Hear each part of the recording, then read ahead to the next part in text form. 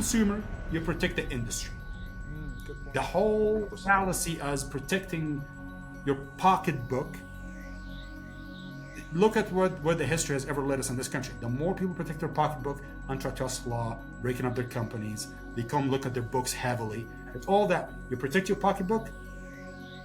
I have not seen somebody get away with it. I really don't. But if there are, I don't want to know them.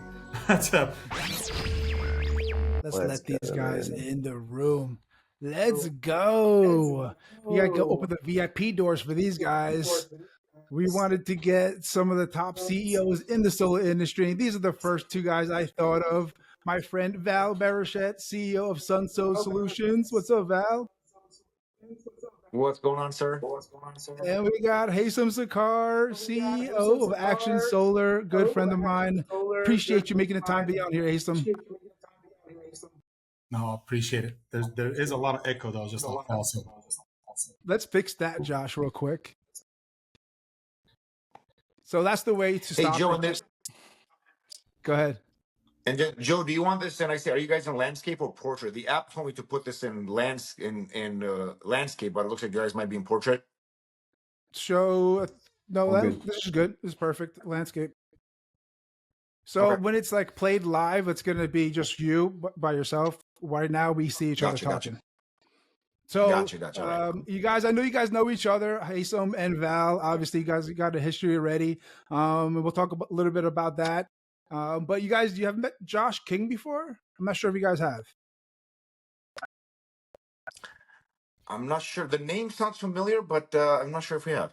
Well, so, usually it's the face that looks familiar, but the name, I'm fine with that. We'll just go familiar name. There you go. What's going on, guys? Nice to meet you, man.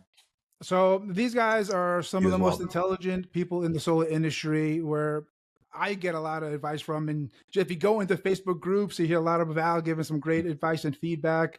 And I wanted to get a little into maybe start with your stories a little bit, your background, and how you guys got to where you are. Maybe just have a little conversation back and forth about the industry, about RSA and stuff like that. Is that okay, guys?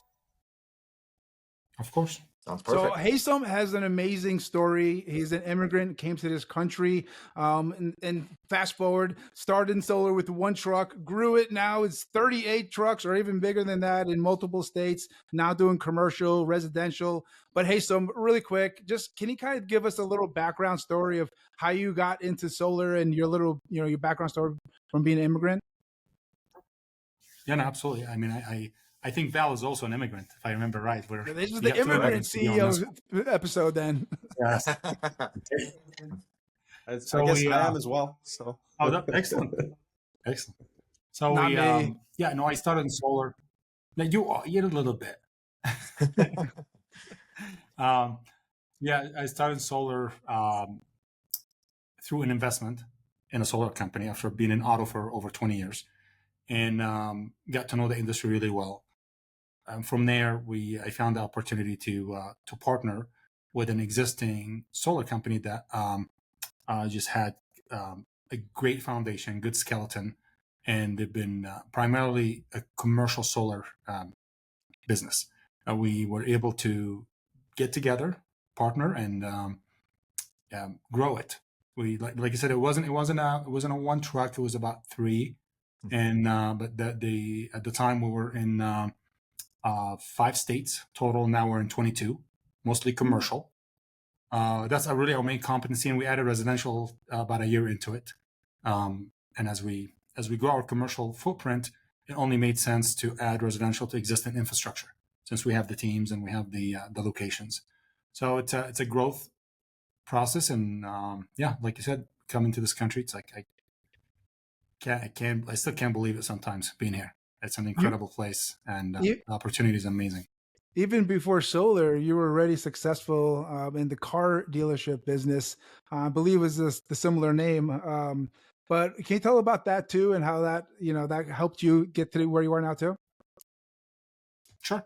So I got in the auto. First, I started in an auto rental. After I finished, I was in New York. I worked for Enterprise Rent a Car. That's kind of what introduced me to the auto industry. Went from rental to sales. Then I proceeded to have my own car dealerships. I ended up with 3 car dealerships, 4 service shops, and for the span of 20 years. And in those 20 years, we grew to be a good portion of the auto industry in our state. Then just comes in, it was time. It was time to had to make a change, and made that change into renewables and composting. And the renewable ones ended up being really a good move with the right people. And Val, your story is a little different because you were actually a homeowner who was more like DIY minded and wanted to really find out about solar and did your research investigation. And then you're like, actually, this industry is pretty cool, right? Can you kind of tell us that story better than I did? Yeah, Joe. Thanks so much, man. Yeah, I mean I got into solar. It's actually this month is 9 years, right? So 9 years since we started our company back in March of 2015. I got into solar, I guess, officially a little bit before that. So I was a homeowner that wanted to do solar. Okay, I'm that customer that you don't want because I'm the customer that gets 6 companies out and has the whole spreadsheet and everything's broken down and all that stuff, right? So I ended up, the saying is true, you get what you pay for, right? And so I went with the lowest bid. I will say though, I am somebody that does my research. I do my due diligence. Sometimes a little bit crazy because I ended up actually I looked up permits before permit poaching was cool, which is not cool, but some people think it's cool, right? But I was sort of permit poaching before that was a thing, meaning that I actually went online. I found projects that this company had done, and I went and knocked on the people's doors to kind of get a unbiased, unfiltered opinion, right? Because a lot of times you'll ask an installer or somebody, any business, right? Hey, do you guys have anybody I can, speak with? And a lot of times they'll probably have a list of people that they're not going to give you somebody that had a bad experience, right? And so I kind of just wanted to get like just sort of a real honest review. So I stopped by 2 people's houses that weren't too far away from me that I found that they had done projects on. Knocked on their door. Hey, my name's Val. It's super weird, but wanted to. I know you guys work with this company. What was your experience, right? So they said everything seemed fine. So I ended up pulling the trigger on this. This was a cash 12.4 kilowatt deal. They started the project, and I'll keep this short, but long story is it took 8 months for them to get to install. Okay, they failed getting a permit 5 times. And as I'm going through this, I'm that guy that's like, hey, can I get a copy of the plans? Right. So I'm like looking at the 1-line diagram, the 3-line diagram, which I had no idea what it was up until then. And I'm looking up NEC code, and I'm like, hey, you got 4 number 10 wires. Shouldn't that be in 3/4 inch conduit instead of a 1/2 inch? And this guy's probably like, what the hell's going on here? Am I getting pranked? Right. Anyway, he would get redlined for it. And this went on for a while. He ended up installing the system, and then he failed inspection 3 times, right? For just poor workmanship, wrong conduit size, all this stuff, right? After the 3rd time, I ended up firing the company, and I had paid him half because it was a cash deal. I said, listen, you can keep the half. I'm going to keep all the equipment, get off my property. And I basically I learned how to do it myself. I tore everything off. It took me 2 weeks to install a 12.4 kilowatt system, which is probably the slowest install in the history of the industry, right? But it passed inspection on the first try. By that point, I already knew the inspector. She's with the city of Peoria. She's still there. Her name's Michelle. And she was like, you did this yourself, didn't you? And I was like, maybe, right? And so, yeah. And basically it passed inspection. And out of that, to your point, it's like, I said, first of all, I was angry at the situation, honestly. It's sort of like drew up this rage, if that's the right word, because most homeowners aren't going to be crazy like me and do all this in-depth stuff. They're just going to trust it, right? And I just thought that was just BS, man. The project wasn't cheap. Our projects aren't cheap, $50,000-$60,000 of people's hard-earned money. And people deserve better, right? So that was kind of like a fire behind it. And then the other one is obviously, hey, there's an opportunity here. If this guy's been in business 3, 4, 5 years doing this kind of work, this can be done better. And so that was kind of the spark of what got me in the industry. And now you're growing even more. So can you talk about that, where you're in Peoria in Arizona, and now you're expanding? What made you decide to choose the location, and where are you expanding to?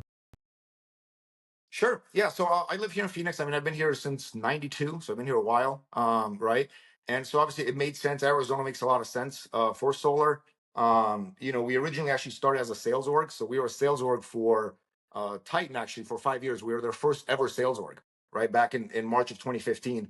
And we did that with them for about 5 years. And then in 2020, We brought things in house. Just we wanted our customers to have a little bit of a different experience, and so we brought that in house. We expanded here in Arizona, and then we recently expanded into. So we've got 3 locations here in Phoenix. We got a location in Yuma, Arizona, and then we recently expanded into the Las Vegas area, and now we're working on expanding into Florida. So that's what it's kind of looked like. And obviously it's been, it's not easy. And I'm sure Haysam can speak on this as well. It's certainly not easy, in any of this, right? The solar coaster, all the stuff you deal with, but certainly on the install side as well. Like if you passionate about doing things the right way, making sure the customers are getting the right expectations, make sure the quality is there. Sometimes we sort of make it harder on ourselves for the benefit of the customer, if you will, right? And so all those things make it tough, but it's possible to do it. And that's kind of one of the things that kind of drives me a little bit. I almost have this thing of like, hey, I want to prove that this can be done in a, transparent, ethical, right way and still be a, huge successful company. And so that's definitely one of the things that kind of drives me through what I do. Why Las Vegas though, real quick? Just because you can go to so many places. Is because of the location, proximity to where you're at, or is there a bunch of different reasons that you don't want to get into? Yeah, no, there's different reasons. So we had actually been there before. So we had done sales there a couple years prior, right? So we're very familiar with the market. And honestly, Las Vegas is an excellent market from a, homeowner, consumer savings, the way utility company works. They have more or less net metering, right, with some end of the month rollover. But for all practical purposes, it's pretty much net metering, right, on a monthly basis. And so the economics are really good, right? The utility rates are relatively high. Solar pencils really well. You can still show people savings right in year one. Okay, it's also a very sort of easy to understand utility market from a homeowner standpoint. It's not complex like Arizona is. And then of course, like you said, our proximity to that, right? It's almost not an extension, but it's 4 hour car trip from Phoenix. Huge market, lots of potential. I'm not sure on the population. I'm sure probably 1 to 2 million people out there. And so it's a great market. It's very similar to what we deal in Arizona. Lots of tile roofs, very hot in the summer, right? It's more or less what we've been doing. There's certainly some challenges out there with some of the new laws that went into effect January 1st that, again, make it harder, right? Because we just expanded out there at the end of last year. So people are like, really? This is the time you decide to expand out there? But it is very, if you just sort of accept what it is and follow the rules, it's certainly possible to do it. I think some people struggle more because they're fighting the rules, and you're spending more time fighting the rules and using energy on doing that instead of just like, all right, man, this is what it is. This is the way things are done. Let's just follow the rules and go along with it. So. Well, I'm talking about expanding. Haysam said he went from 5 states to 22 states now. He said that was commercial. Is that, what states are residential? And can you talk about that, Haysam? Like, how do you choose what state to go into, and how's it been going so far with the ones you've chosen? So it's a really good question, and I don't want it to make it sound more glamorous than it really is. The number of states does not really mean the amount of revenue, to be very clear. The states we go in are based on our portfolio. So we have a couple of clients that we've been working with for a few years, and they've decided to use us in multiple states. They gave us the heads up, and as we go in a state, we make sure that we run correctly. So we license in the state, we bring in our master electrician to qualify us, and then we open an office there for that portfolio. So and if the portfolio is going to be there for more than 1 year, we end up opening, getting a warehouse and opening an office and getting a house for the crews, so they can continue moving with full autonomy through the project cycle. So we open those states to fulfill the need of our clients, and then as we are there, we test the market residentially to see if how is it for the client, how is it for the customer, how is it for the install teams, how is it for the sales teams, if it makes sense or not. And some of the states definitely make sense to be there. Some other states, once we're done with the project, we just get out of the state, but we leave the license available now that it's in our portfolio, as we solicit more projects either from the state government or from the federal government or from other clients in the same section. So that's how it really is. And as far as residential, it's we've been in the same, we added a few states, but in Utah is not really a huge solar friendly state based on net metering, but we are in Nevada, in Colorado. We've been in Colorado for so long. in Florida, in Connecticut, in Texas. So those are where we started commercially and then expanded residentially. We were in Idaho, but now we're in Idaho only commercially. That's the only capacity we're there for. At residential, with the latest net meter rules, it doesn't make sense. But yeah, that's how really the expansion went about. Again, we don't have 22 offices. I'd love that at some point. We have the option to do so as we work with top grade partners. So that's when if a partner comes in and says they want to open the state, we work with them through it since the license is already completed. Or if we have a partner in the business that sold there, and this is really common, they end up going, opening the states, and end up not working for them, and they want to leave, and then we just take over their, finish the portfolio for them as we're there. That's how it worked. I'd love to dive into some lesser talked about EPC specific topics. So, I've said my background a million times in this podcast, but for you guys, I operated an EPC or a solar retailer rather in Australia. I'm sure the US will attach to that term eventually. EPC, installation, sales, in-house, all that fun stuff. We sold into every state, eventually scaled up nationally. And because the US market is still in this dealer EPC arrangement for a vast majority of operations, very few people understand what goes underneath the hood with EPCs. Talking about scaling into other states, I'd love to throw some things that I've never talked about to people in the US because they have no idea the issues. But an issue that we had, a hell of a lot of issues, but this is one that I don't know about in the US. I'd love to get some insight from you guys. When we tried to scale up, there was a culture that started to come about with installers that had teams or individuals that are experienced where they wanted to subcontract and do their own thing and start building their own EPCs, even though they had absolutely no idea what they're doing and they were just sparkies in Australia, electricians. And they did not want to come in home. They did not want to be exclusive. They didn't want to give a full availability. And that was one of our biggest issues when scaling. Australia is 5-10 years in the future, so maybe this isn't an issue, but are you starting to see that now? Like high quality guys saying, no, I'm just going to do my own thing. I don't want to give you availability and finding it difficulty to find good guys to get jobs done. Is that a thing right now?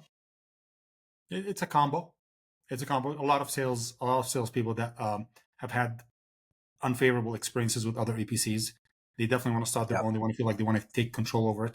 But we've also seen that model coming from sales to EPC is different than coming from EPC to sales. Two different mindsets. I can't tell you which one is better because I don't know the experience of the sales guys going to EPC. Some of them have done it well, like Val, but he started from scratch. He studied first before he sold, and then he sold for others for years, and then learned for years, then moved into and I would bet money he did not do it all in one day. It was a transition period. So it just depends on the model. We've seen others that come from sales and think, the term sales fixes everything. So spend all the money you want in EPC. So far, quite a few of them have unfortunately suffered with the increased their OPEX. And then the second their sales went down in one season, their financials were unfavorable for everybody. And they ended up scaling back to sales only and leaving EPC for those who do it, who know how to do it. And some continued. I mean, it's like Val again said, it's a roller coaster, and everybody thinks that like the more they control, the bigger piece of the pie they can have. But that also comes with consequences of you're stepping into a realm that you haven't done before. I think from EPC to sales is a different case because operation, if you have a solid foundation in operation and then you can make some mistakes with sales, but sales normally runs from a certain price above what you pay the EPC. And that has fluctuation. It has more room for error. You have more room to have inefficiencies in the sales side than you would if you do it the other way around.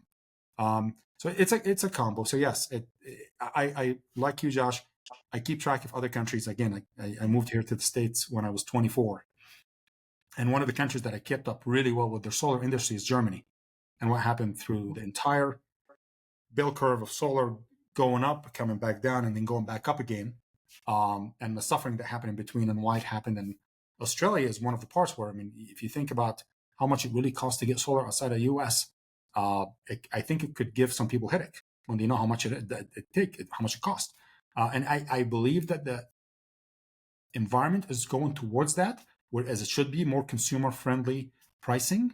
But hopefully not Australia pricing. If you know the pricing in Australia right now, I cross my fingers. I can get a 7 kilowatt in Australia right now for $2.5, $3,000, depending on the state. I am not interested in that industry. That's rough. Well, that's very rough. It got commoditized. I mean, Germany's average is $1.93 now. That's their average, and it's 1 day. Everything is 1 day. You don't even have to do it. It's like getting dish in your home here in the States. Yep.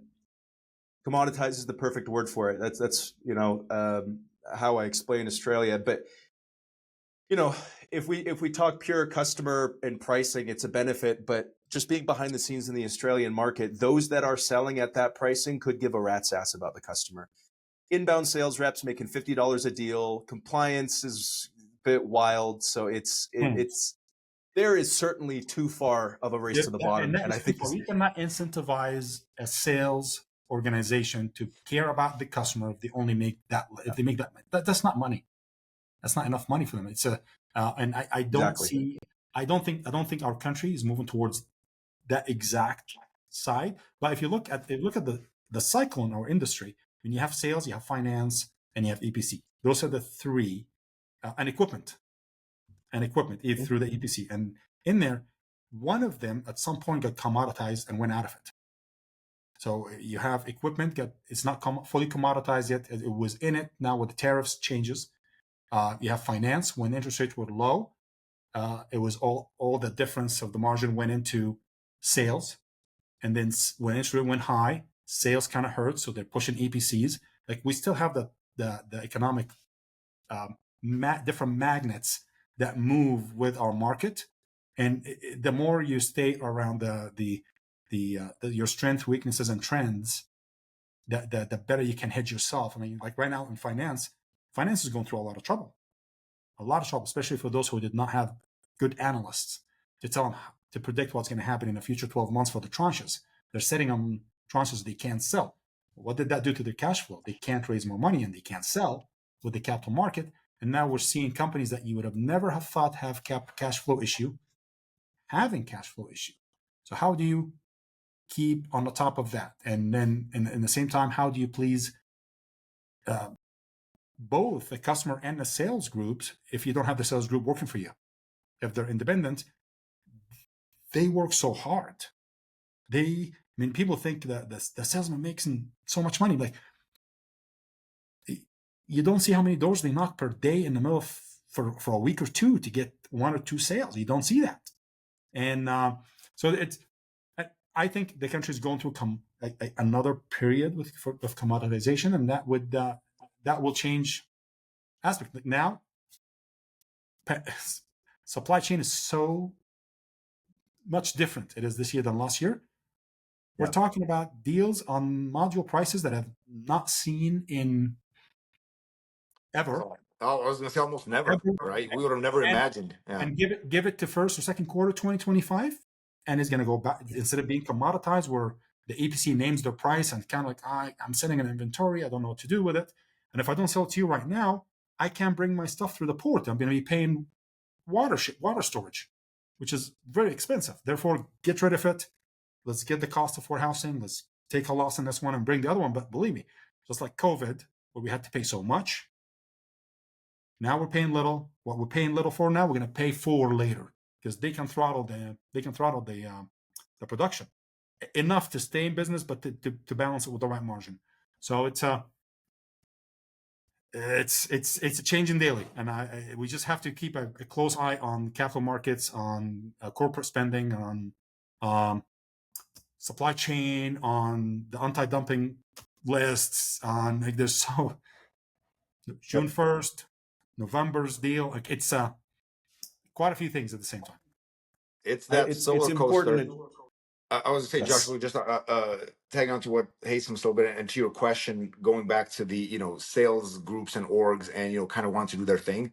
I think we do see some of that, but we also, I think, see some that some massive organizations that realize that, like, look, this is what we excel at. This is what we're really good at, right?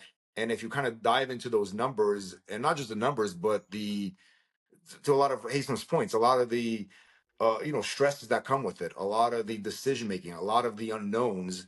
Okay, it certainly makes it difficult, right? It's not easy on that end, and some people can do it, right? Probably a lot of it depends on the team you have. You have to have a really strong ops side, and you have to have a really good sales side, right? Yep. If you have a lot of strong ops side without the sales side, then that's great, but you're not getting sales, right? If you don't like speak that language, same thing works on the flip side, right?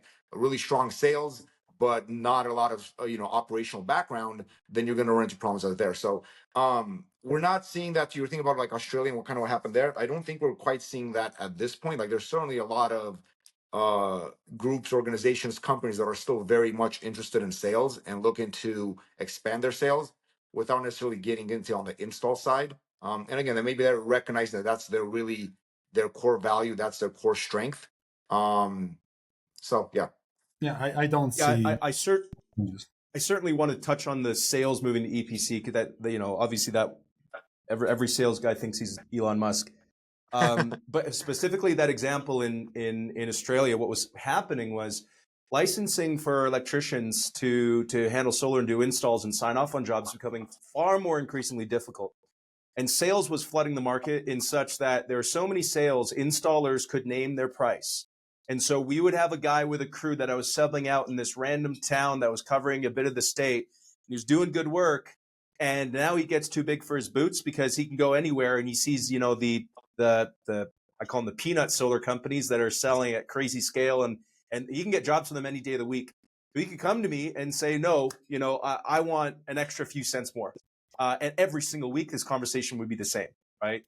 And whether he wanted to do his own sales or it was just a matter of supply and demand there, that became an issue because the influx of salespeople was not offset by the amount of people getting licenses that could actually get these jobs done. And so we had a pain in the ass scaling up to different states and different areas because everyone started naming prices that was absolutely ridiculous. I knew it was ridiculous. They knew it was ridiculous, but they knew I couldn't say no because I needed bloody guys to get jobs done, right? So I don't know, like, if more people are, obviously everyone's moving into sales in the US right now, but is that keeping up with the install talents? That's I would say it's almost yeah, I mean, to your point on that, and depending, right now, I think it's still a little bit of maybe the opposite, if I understood correctly what you're saying, right? Where the install was asking for more, not, yeah, here it's almost like, it's not necessarily installers, demanding more and more and more, right? There's, I guess, enough installers for there to be competition to sort of keep that down, right? Sometimes to the opposite of that. Like sometimes it forces you, depending on if you want to make that decision or not, to price maybe lower than you should, lower than is healthy, right? Because of that, there's definitely a lot of installers, and then it's like, well, hey, they're able to offer me this price. Why can't you offer me this price? Or they want the same price. Or a lot of times they're having a bad experience at X installer, and they come over and they're like, hey, if you can match what I was getting there, then I'll come on board. Which then I'm thinking, well, then if I match what they do on that, and then you'll probably get the same experience, which is not why you're here, right? The reason you're here is because you're looking for a different and a better experience. So it's always that conversation. But I don't think we ran into that here where there's not enough installers. There's a good, I think, healthy competition of installers and sales side to sort of keep that in balance. That's good. I mean, I see it happening on the sales side more often of people just keep jumping between different EPCs and stuff. And then every single one, here's my resume. I've been with 7 EPCs in the last year. Oh, but I want the lowest red line. I'm like, oh, okay. I see what's going on here, buddy. It's not. Yeah. So that's good though. I mean, that's if it's nice and balanced, that's very healthy because the second either sales guys or installers start going for that, very quickly they're going to realize that the experience and the environment and the support they have is so much more valuable than a few cents here and there. But it's difficult when they don't know that yet. It does make things very difficult. It's an interesting market here in the US, and you guys tell me if you notice what I'm seeing. I think there are different ecosystems in this country that we're not participating in all of it. Like the ecosystem where I met Val and Mark and the RSA founders, and that ecosystem, it almost has the same exact installers and same exact sales groups that just keep rotating based on what Val said, who's going to compete, who's going to get my business. I've made trips to other ecosystems where I've noticed like there are sales groups that I've never heard of that are extremely successful. And in California now, we have a new breed of sales group that is incredible where, oh gosh, we all suffer because we pushed the APC to the limit, and we lost all this pipeline. Now we want to be fair, and fair can be accomplished where between the two ecosystems, like we're going into California now, and in that process, we're not naming our price. We're just coming to the table and agreeing. I'm like, okay, this is the price that will get you this kind of service and this kind of speed. And if you want to have a volume, we can talk about volume. And if the volume is not there, we quit talking about volume up front. We just tiered it. I'm like, I appreciate you. You're going to say you're going to give me 100 deals a month. I would love it. No problem. But if you don't, the price is going to change. So if you want me to give you the price at 100 to sell me 20 or 10, that's different buying power on my end. So if you change my buying power, your price changes. If you increase my buying power, your price stays the same. But I don't like, there's still a disconnect that needs to be bridged. And I think quite a few people are doing it the right way and some are just, some sales orgs just give up. Like if I'm not getting the best price from you, I'm going to go somewhere else. But we all know the consequence of that. But yeah, no, and I'm so glad to see some finance companies are stepping in and trying to mitigate some of those issues. And yeah, so that's it's a good balance. What do you think, Val? Yeah, I think the challenge on that, speaking of red lines, speaking of prices, is obviously you have to sell, as the installer, as the APC, you have to sell the value, right? And they have to understand, what am I getting? Like, let's say it's a higher red line. What am I paying for the higher red line? Sometimes though the challenge is, A, is it important to them? Is the value that your company has important to that sales rep? And two is, do they believe it? Right? Because unfortunately, there's a lot of salespeople, a lot of sales groups out there that have PTSD at this point, because every installer that they've worked with told them they're going to be amazing. Right? Nobody's going to say, yeah, man, we suck and we have 90-day install times. Right? Even if that's true. Right? And so I understand their reluctance, to sort of like taking a higher price. And that is something as an installer, something like, look, this is our price. Like, it doesn't make sense for our business to do this for less. And here's the reason why. And I do feel a lot of times, actually, sometimes I maybe installers don't give salespeople, sales orgs, the credit that they sort of deserve on, like, look, if you actually have a conversation, right, and like, let's break this down and show them what this means, that actually gets you further ahead of like, hey, here's where my cost stack is, right? Like, here's where the stuff is going. If we're 10 cents or 15 cents higher than somebody else, that doesn't mean we're just making 10 or 15 cents more, right? We're just greedier by 10 or 15 cents. Like, that money goes somewhere. And if you sort of show them that, some people will align with that, like, hey, man, yeah, that's worth me paying an extra 10 cents. Some people won't care about that, and then it's not a good fit, right? But I think having that conversation is definitely helpful. I normally just do the math for them. Let's talk about the pipeline that you lost. How much money did you lose? Yeah. Divide that money lost on the deals you sold that actually got installed. Oh, look, your effective red line was actually 250. Right. How much money you lost in your pipeline? That's not good for you. That's not, those guys work so hard. They work so hard. And to lose the pipeline, it's heartbreaking. And they try to blame bad decisions. Like, yeah, some of it could be a bad decision. As some APC really loves to drive the best cars, even though they've only been open for 6 months. It makes no sense to me. So same thing on the sales org side. So it's watch how people are spending their money. Why? Ask questions. Get deep dive into their financials. Ask for it. Why not? Why not? I mean, every bank asks for our financials. We can't go get finance with anybody without looking at our bank statement, average daily balance for 6 months, our P&L, profit loss, and P&L and balance sheet and taxes. You're going to do business with somebody that you're just gonna not find out what their financials look like, especially if you're a good sales org that's been doing it for a while, that been burned a few times. It makes total sense. At least sit down with the CFO and ask the right questions. What's your cash flow statement? What's your forecast for the next 13 weeks? So it's that will take training, and it takes hard knocks to be sophisticated in those areas, and it's coming around. And then we're seeing sales orgs. We're like, oh my gosh, we love this APC. Would like to merge. I mean, Val's experience has always been internal sales, right? And he just ventured to dealer model. I didn't know anything about the dealer model walking into it, and now we're venturing into internal sales. And we see that both can be accommodated and both do well. So it's that's just what is in the industry going to. I want to try to give you guys or try to convince you to take this first step, very basic step to help with the separation of different red lines.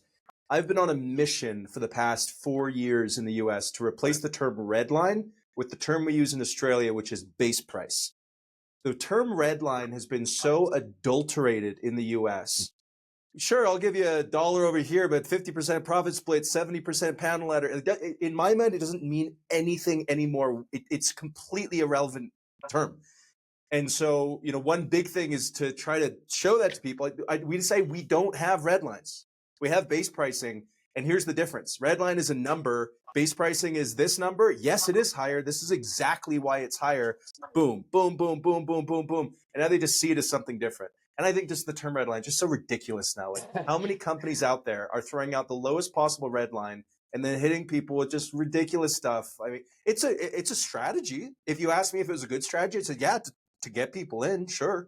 Well, but I mean, it's not accurate anymore, right? It's so many different variations of this term. 11 pages of ads. I've seen that. Am I still connected? Well, I've got some thoughts on that real quick, Josh, because obviously, you said you've been here for 4 years, so you probably know the red line model best, and that's kind of what you came into, right? But prior to that, like back in the day, you roll back the clock 9 years, right? When obviously Solar City was huge and stuff like that, people never got paid on and sales weren't really a thing. That's kind of when they kind of started taking off, right? And so people used to actually get paid per watt, right? We lost Josh. Coming back, yeah. Should I wait for him or just keep going? Keep going. They won't even notice he's gone. Gotcha. Okay. So yeah, back 9 years ago, people used to get paid per watt. I mean, it was like 22 cents a watt or $220 a kilowatt, or people at Solar City got like $150 a kilowatt, right? So you're talking a long time ago. Obviously it was a small amount of money, but from a health standpoint of an installer, it actually made more sense. Okay. The struggle with the red line model is that it doesn't allow for any adjustment volatility, anything, especially when it comes to prices. Okay. So imagine, you've got your panel price, and let's say that panel price goes up 10 cents a watt, right? Like or 20 or 30 cents, like we saw, last year or the year before, right? On a red line model, the rep gets everything above the red line, right? Or the sales rep gets everything above the red line. So if your price as the installer goes up, what do? You either have to add an adder for that specific thing. So now it's almost like you have a baseline panel adder, which I think we saw some people do, or you have to raise red lines to everybody across the board, which is like blasphemy. You can't do that, right? And so as an installer, it puts you in a very, very difficult position because you're stuck on this particular number that you can't adjust, right? Now we do have a thing, some installers in the industry have this baseline model. They have like the split, okay, which is more or less the same. I've actually considered it an evil genius, right? The people that have come up with this. And why? Because I think, unfortunately, it sort of takes advantage of the fact that people know that sometimes, their reps or whoever may not be into like the weeds of a detail. They'll get an agreement, they'll look at the baseline or red line, they'll sign off, right? They won't necessarily look at the split of a 70-30 or 80-20. They won't look at all the other details. And so then when they get their check, they're expecting their math, right? Or when they go on these Facebook groups and like, I got $1.60 red line or $1.60 baseline, people don't really know what that means. They think it means a red line. And the whole thing, again, I don't know if this is correct to sort of put out there, but I think it's by design, right? I do think it's by design. I think it makes it more confusing, unfortunately, which I don't think is super transparent. But the red line model is also not a great model. I understand why it exists, but it's a very difficult model to grow a business. Like nothing else in the space works like that. Right? And a lot of it's not scalable. And that involved a lot of employees to cover all your bases. I mean, I tried a different model at the beginning. I walked in, I'm like, oh my gosh, that red line model, it's crazy. And then the whole baseline with the split and that many adders, it is an evil genius. In fact, when I did the math is kind of my forte. I love cost accounting. I love the bases. Then when I did the math on that model, I'm like, whoever that genius that came up with it, that poor sales rep had no idea. He just paid an extra 30 cents out of nowhere. Yeah. So not doing it, but here's a solution. I'll have a price that has no adders. That's it. This is your price. Yeah, it's more than a red line, but it's less than the split that they do with the competition. Yeah. And this is your price. That's it. Any adders, I did the math. I went through the actuaries, and on there, based on this math, I'm going to be based on markets. Some markets ahead 5-7%, some market below 5-7%, based on the data that we've collected for 5 years. All this data, we have it. I will go X number, and you don't have to worry about a thing. I cannot tell you, I could not convince any of the sales org. Now we're talking, when I did the math for them, doing it with the person or the entity that does baseline plus percentage plus, like some weird things I've never seen in my life, but adds up. I'm like, look at this. You're effective. How about use the word effective? Your effective red line, if you want to use the word red line, great. I wish you'd find, Josh, I want to find a different word for sure. But if your effective red line is not what you're told it is, and the more money you think you're making, the more money you're giving that company. Great. If that's the agreement and you're aware of it, great. But then you don't have a construction review process. Like we have a construction review process now, since we couldn't convince sales org to take the price where everything's included, whether you just go and you know what your commission would be after the cancellation period. That's how much you make. The rest is our risk. And we're good about risk mitigation. We figured it out. Yeah. Then we couldn't convince him to do it. So like, okay, what else do you want me to do? What else can I do for you? Because that didn't work, and we couldn't convince him to do it. And okay, let's go. And it's we have 5 days. In 5 days, in a week from the sale, we will give you a piece of paper that says everything we found. After that, if we find anything else, it's on me. But you have to sign off this piece of paper. Either do a change order, or you pay for it yourself. You pick. You have a certain period of time to do it so we can move on. And finding that solution was good for the sophisticated, more astute sales org. Like, yeah, that makes sense. And the new one's like, oh, I'm not going back for this. I'm like, well, what do you want me to do? Yeah. I can't teach everybody, and I'm willing to learn. So teach me how it works and show me how it works for you. But there has been a culture that I don't know where it started, and maybe coming in like a few years into the game, where the idea of the bait and switch on pricing was prevalent, that it's now, even for the sales org, is a risk mitigation. That's why they go for the highest amount they can make on every customer to mitigate the risk of losing money on adders and or losing pipeline. And at the end of the day, that risk mitigation hurts the customer, because the customers that continued, that didn't cancel, ended up grossly overpaying for a system, because the salesman wanted to make sure they mitigated the risk of all the extras, if it happens or not, and losing a pipeline if the price they negotiated with the installer was not healthy enough for the cash flow. And not to throw in, not getting paid from finance companies or all that jazz that just comes out of nowhere. You know what's interesting, Haysam, if I can speak a little bit on that, is so we had firsthand experience with what you're talking about, which kind of blew my mind, right?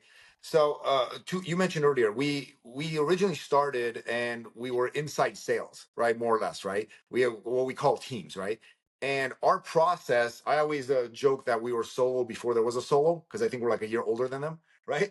But our process from the very beginning, we always had a process where sales reps would submit, and they can still do that today, right? So we have two tracks that reps can choose from, whether you're a dealer or not. And the way we used to always do it is a rep would submit a proposal request. It would go into a proposal department. We have an internal proposal department. Okay, they would send in electrical panel photos and a copy of the bill. And now you have proposal engineers, essentially, right, that are doing the scope of work at the point of sale. So, do you need a D-rate? Can you do a D-rate? Does it need an MPU? Does it need trenching? Is there more cost because of, this particular jurisdiction has a higher permit cost? All these different things are actually being done at the point of sale. And then to your point, and then we assume if we miss something, and it's happened in the past, we missed an MPU or we should have had one, we're eating that MPU cost because that's on us, right? We take on that liability. And the way it's always worked is the rep, it's almost the reverse of what I found now working with dealers, right? On our end, a rep would choose what they want their net PPW to be. So let's say that net PPW is, $3 a watt, right? And let's say they had a red line of, 240 or whatever. I'm just using examples, right? Let's say they had a red line of 240 or 250.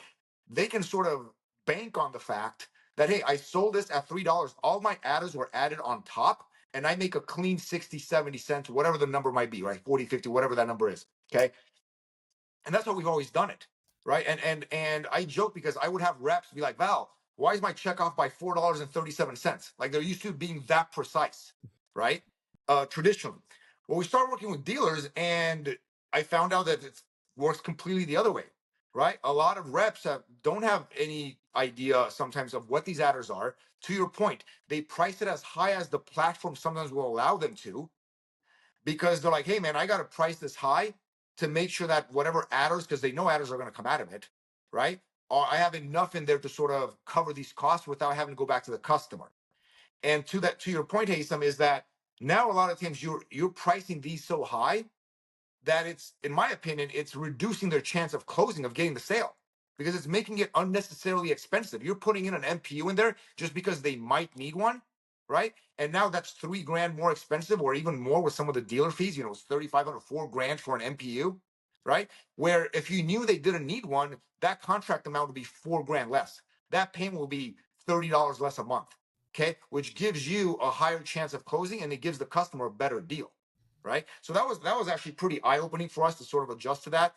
But to your point, we do something similar where we call it deal validation. And if something comes in through one of these platforms like Solo, Sonobi, right, it goes into our proposal department. We recreate it in Solo. We make sure that it's within 5% of production.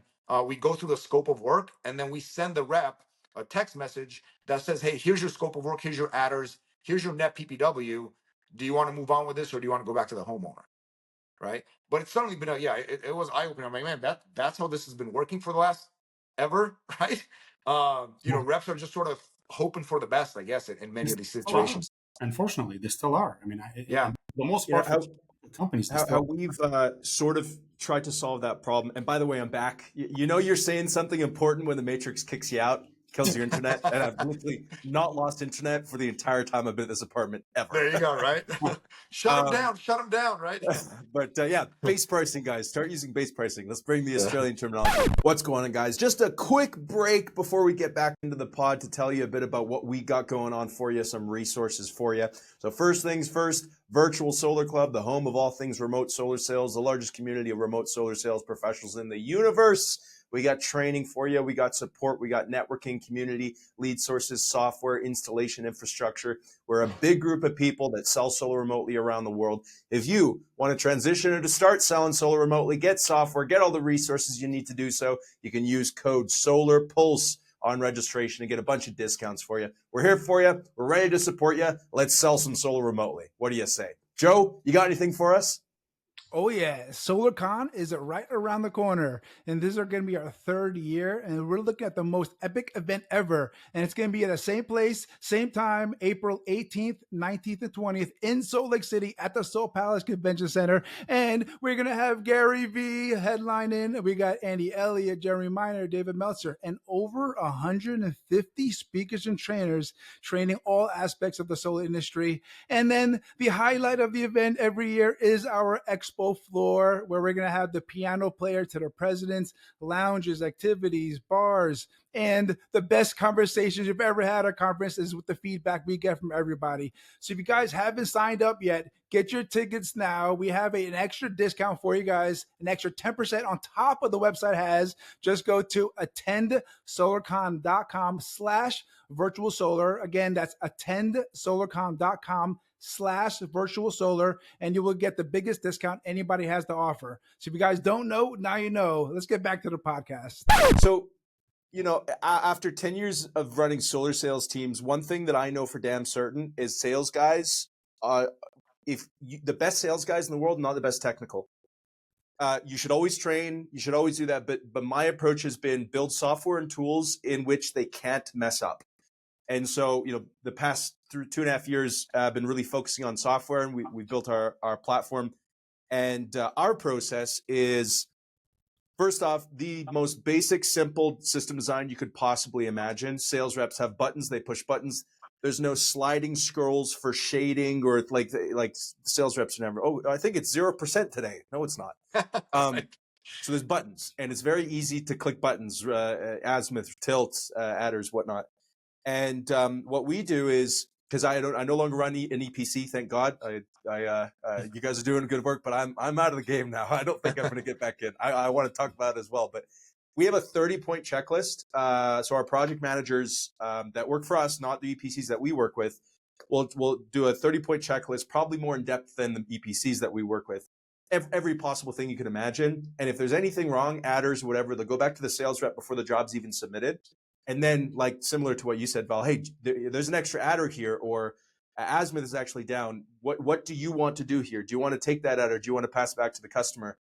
And what we found is keeping it simple, not getting the sales reps to have to engineer on the front end or have that process is, yeah, we have change orders, but single digit, like low digit, single digit. If the software is set up properly, they have to click buttons, they're doing it right, and our project managers are catching anything that an EPC project manager would before the job's even submitted.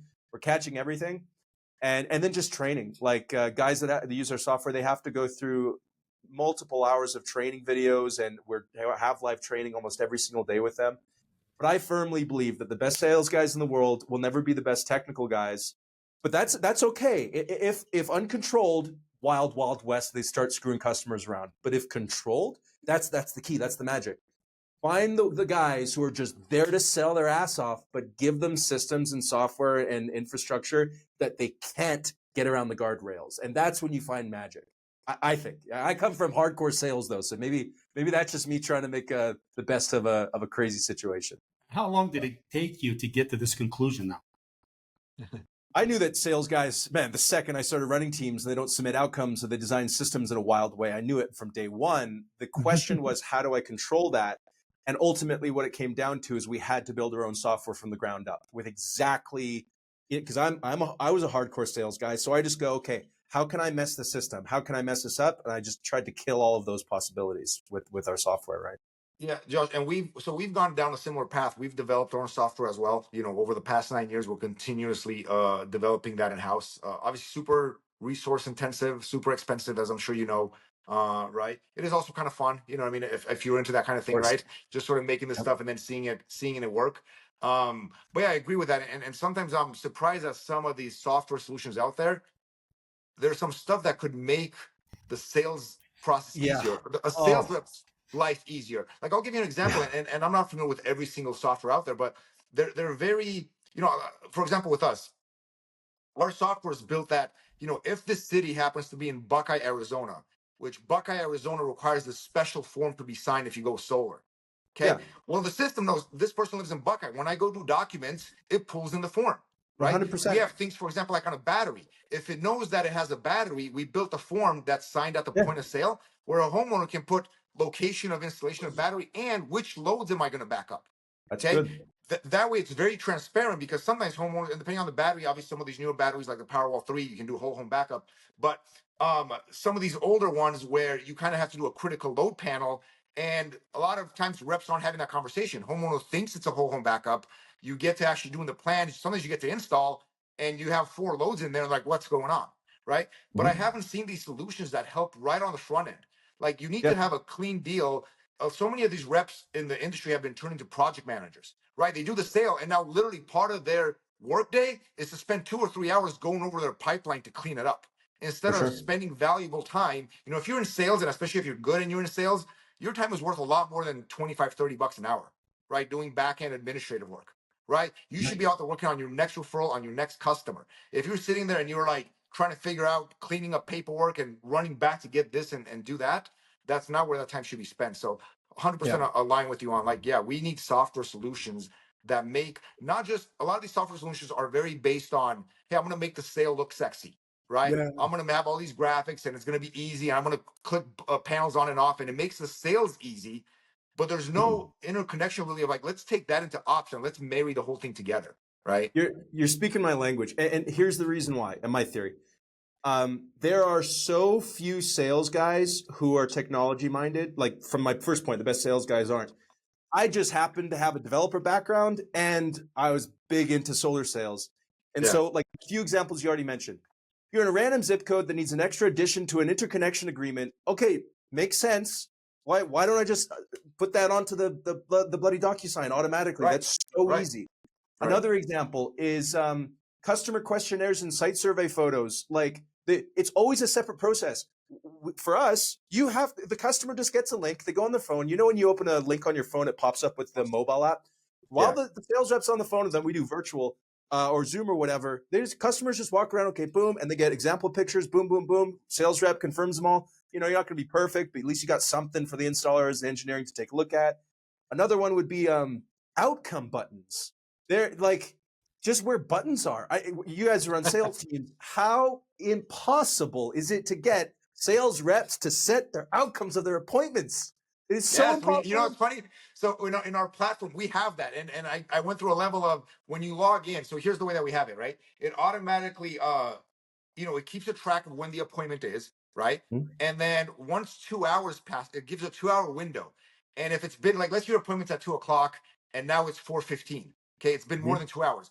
When you log in, it's going to come up with a thing on the screen that says, hey, you had an appointment with this person 2 hours ago. Okay, please put what your outcome was. Did you present a proposal or not? Is it, did they fail credit? All this stuff. And you can also, set up like, hey, send me a reminder to follow up in a week, etc. But to that point, and you can't get past that screen unless you fill it out. I've got one better for you. All right. After a set amount of hours, if there's no outcome, it gets marked as no-show and puts it into someone else's dialer or calendar. There you go. They will lose their mind. Now, I once held a guy's like tens of thousands of dollars in commission because this guy was on contract with our internal team, and it was you have to set outcomes. So I'm just holding your commissions. You're not upholding the what's in your contract. I held tens of thousands of commission. Took him 5 weeks. He was making so much money he didn't care. Eventually, he's like, "Oh, I'd like to get my commissions." So that's what it would take to do outcomes. But like, yeah, we have all that set up now. Like the outcome button is in the schedule section of the thing. It's one click, boom, done. Yeah.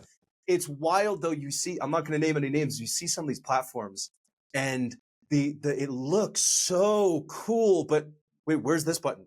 Wait, I have to go over here and over here. Obviously, the guy that designed this UI and the platform is not a sales guy. It doesn't have that in mind. We need to conjoin the two to have that perfect sales process. Makes it easier for the sales rep, easier for the customer, nicer process. But it's not happening in software right now. I think it's happening more, but there's a big gap there for sure.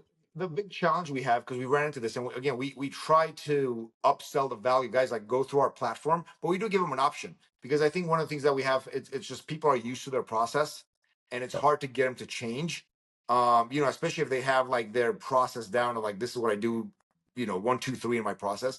So that's the biggest kind of thing. But it'd be cool to that point, some of these platforms they're already using.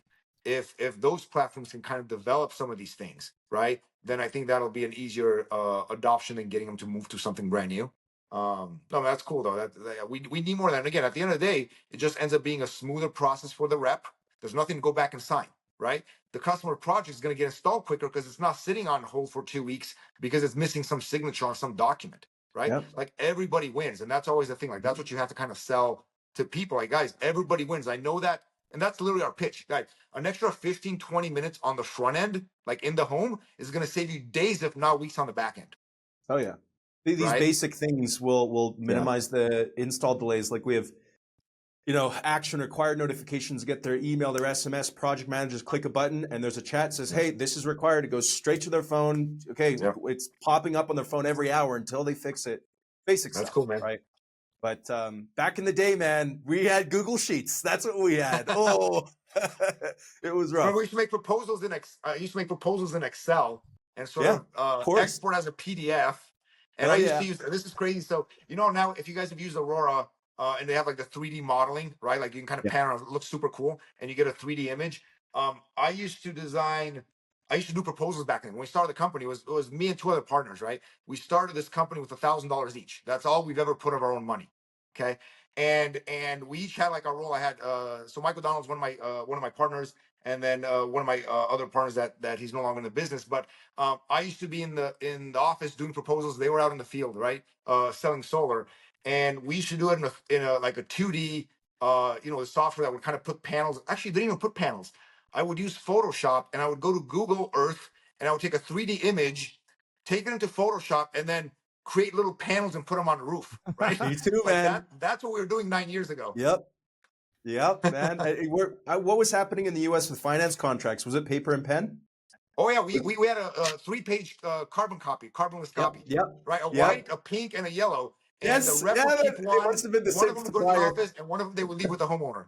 And then you have to call the finance guys up. Hey, I got a customer. Read it out. Yeah. And of course, at the end of a few months, you'd say the finance company would call you and say there's spelling mistakes. We can't pay these out. So then we would at times just get people just like for weeks.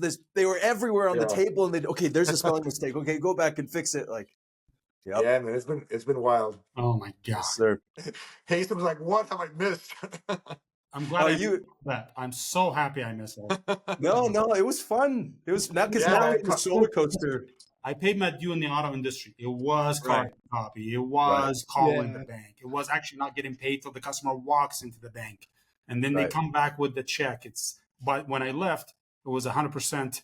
I can do it all from just one platform and get it all done. So, I understand what you guys have been through. But well, this is why when people start saying, "Oh, the solar industry is getting more rough," I'm like, "You have no idea how good you have it, you young little lad. You have no idea." You know what's funny? I even remember we used to do paper checks, right? So every Friday we'd have a sales meeting, and you do paper checks. Part of that was to get them to come to the meeting, right? You want to get your check, you got to come to the meeting, right? Obviously, we went to ACH as time went by, but to that point, I remember like reps would have, especially if they were getting good money, right? They wouldn't freaking cash their checks, and you'd have these checks out there like, "Hey, your check's gonna expire if you don't cash it in 90 days," right? Same thing with those paper contracts. They would lose the paper contract, or the trunk of their car would have like 50 freaking papers, right? Or their backpack. It's almost like when you were back in high school or whatever school, and you just have a bunch of papers crammed in there. Their backpacks or their whatever they were carrying would be like crammed with paper solar contracts. Yep. That's wild. That's flashbacks right there. Well, it's wild. I'm not in the software business like you guys are. I believe like I should stay out of it and just use the proper tool. It took a while due to like expenses, but I see why. I see your point now into that creating the guardrails and the outcome button. That makes total sense. We have those reports, but they're different in a different way, different style. Yours may be just more to the point. Ours it's a more mainstream. Whatever easy for the sales organ. We have access to every single proposal tool there is, and we just talk to the sales organ, see which one they're more comfortable with. Then we go put in the guardrails that we need, especially learning the hard way in both shading and power company escalators. Yeah, that was because we end up making up for the customer no matter what. Like so we learned how to freeze that option. Yeah, and Haysam, to that, I'm glad you brought that up because it reminded me of something too. One of the things, guys, that I've noticed in this industry, which I'm kind of saddened, I guess is the right word, that not more of it is happening. One of the things that we do that we've learned to do once we started working with that, once the proposals aren't done internally, because when they're done internally, we require a copy of the bill and we're measuring out that consumption. Okay. Yeah. So one of the things we ran into that doesn't seem to be a best practice or a norm in this industry at all is, you've got people making sales and they're sending in those sales to their EPC or their installer, and then the installer sort of just takes what they did and maybe does a redesign, right? Because maybe it doesn't fit, but that's about all they're doing, right? So one of the processes that we quickly had to put in place, and it's unfortunate because, there's going to be some bad actors, there's some bad apples out there, but that's not what we're really finding. A lot of it we're just finding is just bad training, misinformation, right? And like, I'll give you an example. I literally had a rep that told me that he was trained to figure out a year's usage for customer consumption. You take January and you measure January, and let's say that's 1,000 kilowatt hours, just for simple math, right? Multiply by 12. And multiply by 12 and then times 1.5, right? What? I know, like, so it's basically you're doing 150% of the 12 months, for the year. Which I guess, again, this rep, some manager in the past taught him that's how you do it. They were brand new to the industry at the time. and nobody ever told them differently. So that's what they knew. And so when we started working with dealer partners, we quickly saw that, they might enter something like 15,000 kilowatt hours in a proposal software, and they design a system to produce 15,000, which is 100% offset. We get a copy of the bill because it's required with like a deal submission. We measure it out and we say it's 21,000, right? So that customer is only 65% or so offset, not 100%. That customer a year from now is going to discover that they weren't 100% and they thought they were going to have a $25 bill, but it's really $100, right? And that creates a terrible customer experience. First and foremost, that's the biggest problem here, right? But the second biggest problem is us as the installer are going to have to answer for that, right? And we can't just sort of shrug our shoulders and go, yeah, man, sorry that rep, fat fingered the the usage. They entered in an issue. Sorry, right? My bad. No, we're gonna have to make that right and either deal with lawsuits, AG complaints, BBB complaints, ROC complaints, and we're gonna have to go install more solar, right? And so I'm surprised that doesn't happen more. I understand some companies have like disclaimers and they're like, well, listen, who does that disclaimer protect, right? That disclaimer protects the installer, does not protect the homeowner, right? And so that's something that we do internally. We actually go in and if it's off by more than 5%, the rep either has to go resell it, or the homeowner has to sign a disclaimer that says, "Hey, this is what you were presented. This is reality. Sign here." I love that, Val. I mean, that's what, really quick, Josh. Like that's why I'm such a big proponent of software. Like I'm one of annualusage.com. It's powered by the Super Connect, and I'm so like surprised that more companies don't use it as least as validation. Like you got a deal that comes through, all right, go through annualusage.com and now let's verify how much usage it is. It's right there, plain right in front of you, in front of everybody. So there's no discrepancy or like you did your math wrong. And like it's so many mistakes I've seen, like with Josh, how many times when they read the graph and they have like January to January and it shows 13 months and they add all of it together and be like, yeah, usage right there. Like half the people get it wrong.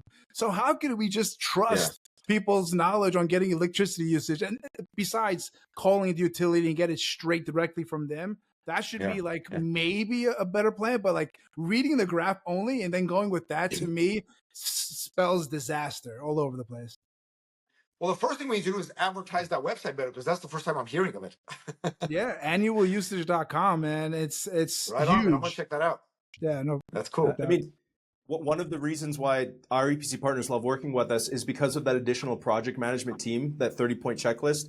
Like they're checking, is the usage that's entered in accurate based on the bill? Is the offset that's calculated, if it's below 70% or 80%, why?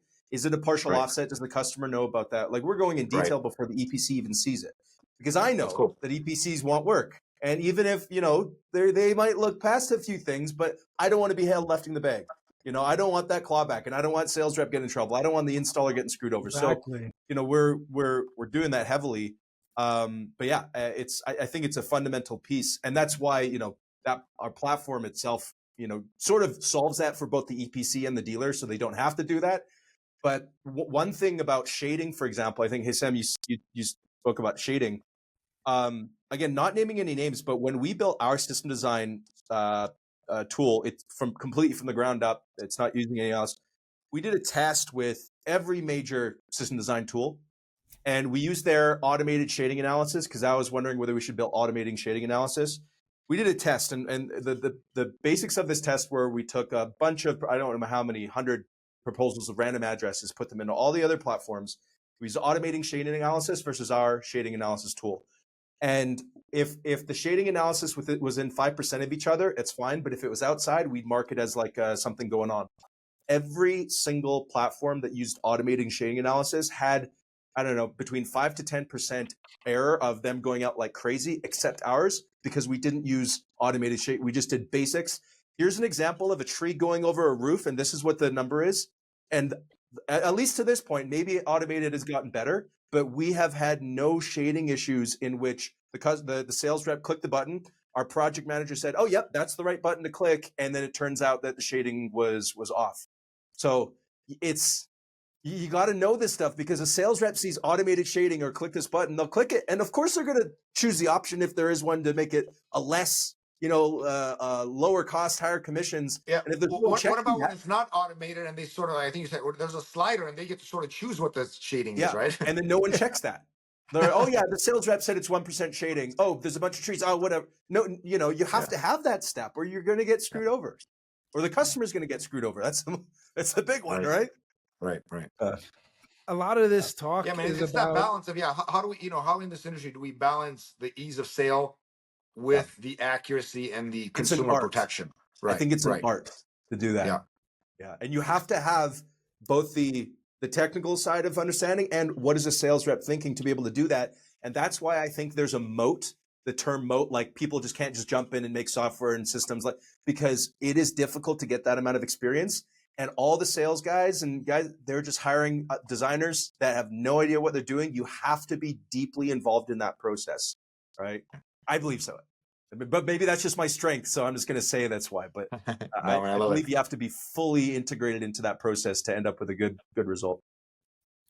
a lot of this talk is about saving solar industry from regulations, right? Like do the right thing so we can make sure we're good going to the future.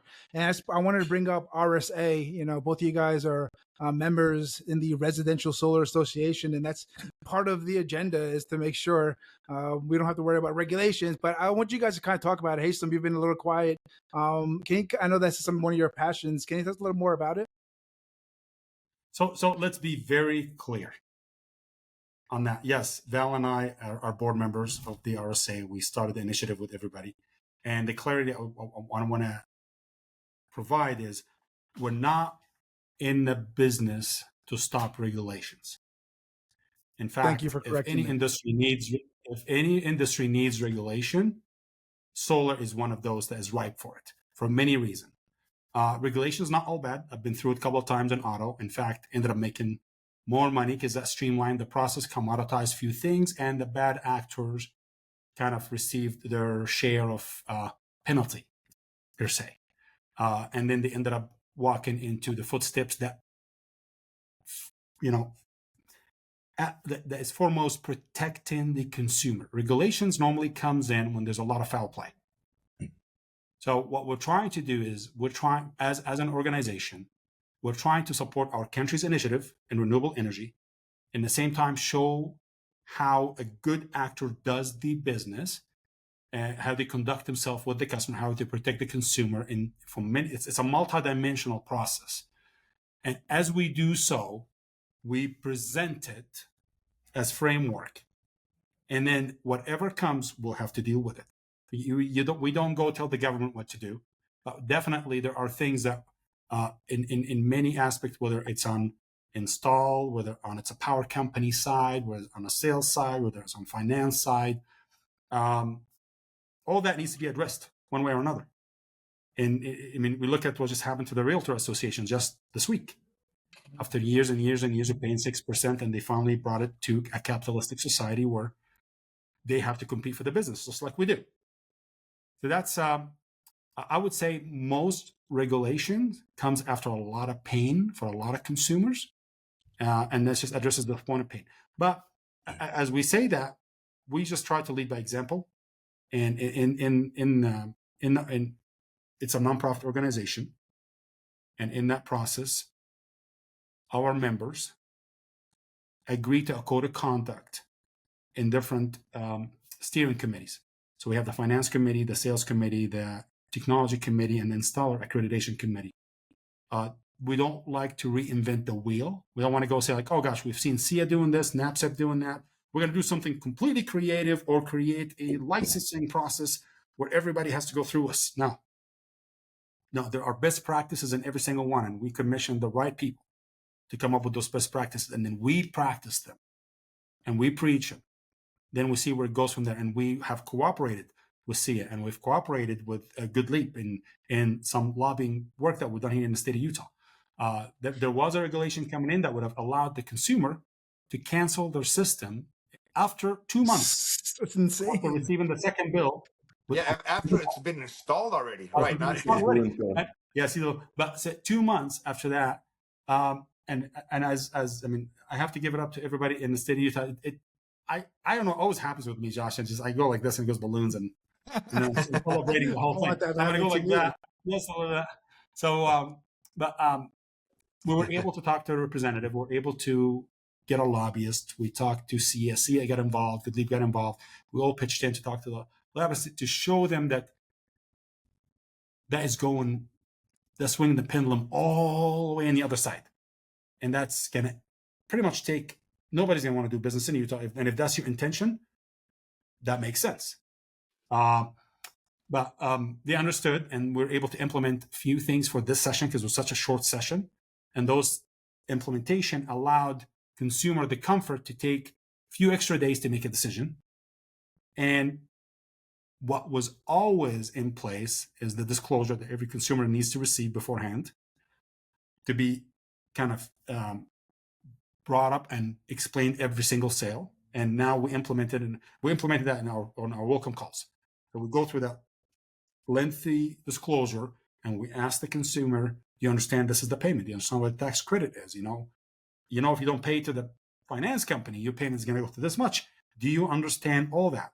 And that gives the consumer the comfort of knowing all the data. I mean, it's educational. Selling is educational. You're educating the customer on what they're buying, and that allows them to see that.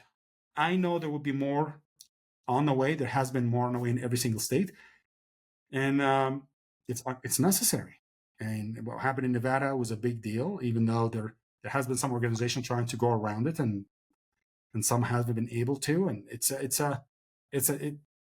shouldn't be that difficult. In the auto, when the regulation started, when the truth in lending statement showed up, when we explained to the customer what the payment is, including interest, including down payment, including trade-in, whether positive or negative, with the interest rate and the monthly payment all in one page and broken down to every single add-on. Oh, you wanted to get a warranty, yes or no? You wanted to get gap insurance, yes or no? When you added all that up, now you understand what the true cost of your vehicle is. Would you like to proceed? Who wouldn't want to be presented to this? Which one of you guys would like to buy a house and sign the dotted line without looking at all the data? Or buy, I mean, keep in mind, a car used to be the second largest loan. Now it's not. House, then solar, then car. For being the second largest loan, that is 20 to 30 years, there has to be some oversight from different places. So in the organization, the accreditation committee came up with, and Val leads the accreditation committee. It came up with an incredible list. If you want to be a member, these are the steps that you need to follow. These are certification that you need to have. You can't install without a permit. I mean, I thought this is like blew my mind. Like, wait, what? There are people that do that? Like, how? I come from a highly regulated industry. I've seen it happen a couple of times. How is there's no consequence to this? What do you mean you can just go report them to the state board? It's like, it's a slap on the wrist. Like that can't happen. So there are, we'll see more, and we'll see the pendulum swing completely the other side. The more bad actor, the more the pendulum will swing the other side. And we're going to have to fight through it just for the good actors to be representing the industry. And at some point, I don't see it getting as commoditized as Australia ever. I know that from our being a super capitalistic society that has a tug of war. Somebody has to give up some margin for the other one to survive until it has equilibrium for the customer, the consumer. So that's I can see that. And quite frankly, the other thing is, as a country, what we're at 3% of our goal in residential, less than 2% in commercial. We're talking the upside is enormous. Do it right.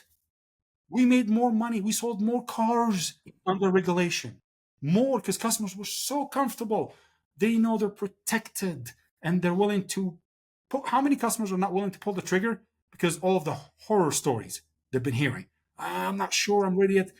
We've had customers through our sales dealers that when we called for the welcome call, like, yeah, I said yes, but I know the federal government has issued some regulation. I'm going to wait for that.